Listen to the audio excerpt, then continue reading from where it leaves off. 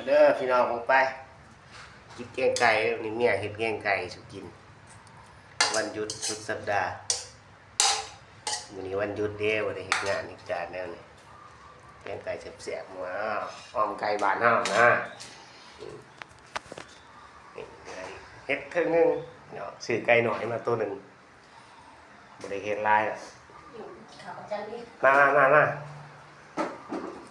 กินแซ่บๆหมดเวลาเอ้ยกินแบบนี้แหละเนี่ยไอ้คนอยู่ไกลบ้านไกลเมืองได้นี่หากินต่างแดนกินแบบนี้ละกินเพื่ออยู่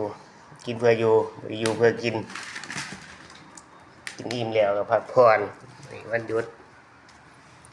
ลองชิมมึงดูเสียบบ่ทักดูบ่คลิปนี้ก็สิไว้ซ้ำนี้แหละพี่น้องแซ่บแล้วเพิ่นว่าแซ่บเดี๋ยวคลิปหน้าจะมาต่อ EP ใหม่ตอนเฮ็ดให้เบิ่ง